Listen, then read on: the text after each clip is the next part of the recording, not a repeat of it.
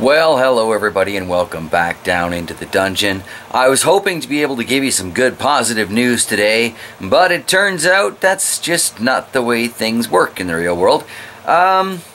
Today would have been the 3-week update on that little smart garden that I got with those swag bucks, and I am really glad that I did not pay real money for that thing, because wouldn't you know, it's dead. Seriously, it's been 3 weeks and this thing is already dead. So I'm glad I got some seeds to sprout out of it, but yeah, let's just take a quick look at this, and I wanted to let you know it's probably best to avoid this particular product. Yeah. So for those of you who follow the channel, I had been keeping this on the Darwin table, and I needed to make a little room to plant some of those gifted pepper seeds that I have received. So I thought I would clear up some space on the shelf over here. You know, layer it up, vertical use of gardening space, right? Work smarter, not harder. And yeah, I would put the smart garden here on the edge of the shelf. I unplugged it, I made sure I was really careful not to spill anything when I brought it over. Plugged it in and nothing. The light absolutely refuses to turn on. No matter how much I fiddle with this horrible connection at the end, no matter how I wiggle the adapter, that light's not coming back on. I'll give it one last test just for the sake of the video, where I kind of hope it proves me wrong. But yeah, otherwise I gotta bag this sucker up and send it back to Amazon, and I gotta get that done by the 23rd or I ain't getting my money back. So I know this particular plug works because the fan was literally just plugged into it, and in theory that should turn on, but it doesn't. Oh wait, it's not connected to this super complicated garden. So let's just put this back in place first, because that must be the problem, right?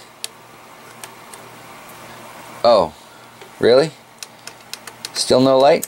Kelsaprese. I went through all of this yesterday. The little green light that's supposed to come on to say it's got power, it's not even registering, so forget it.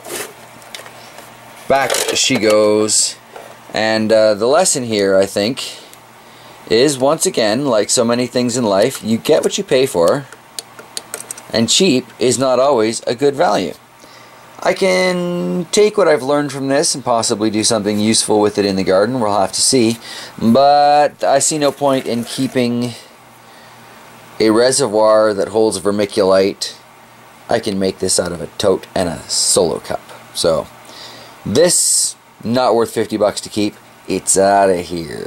Luckily, Amazon has some very convenient return policies. I'm going to be able to return this for free. I was able to go onto the site, print out a shipping label. I got to pack it back up and hope I've got some good solid tape. Yeah, and then I should get it, as long as I get it back to them by the 23rd, I should get my money back for it. But I wanted to make sure I showed you guys what the situation is with this, because I was really excited about it. So if it's not in upcoming videos, there may be questions. Understandably. And because I was excited about it, I don't want any of you guys going out and getting one of these piece of crap gardens, because it is just that. It's crap. Don't do it. No longer excited. Not a good idea. DIY something for that at home. This money's probably going to turn into a proper AeroGarden sprout anyway. It's a much bigger company. It's a much more tested product. And let's face it, a company that size has got a lot more to lose by screwing over a branded product than some little, forgive the sound of this, cheap Chinese product that won't even put a specific company name on anything. The directions say Smart Garden, the box says Indoor Green Garden. Nowhere does it say made by blank company. It's tragic.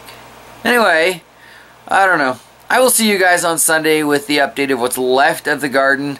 I don't think I'm going to have any new seeds sprouting up from what happened the other day, but yes, tragic. Anyway, yeah, I'll see you on Sunday. Take care, everybody.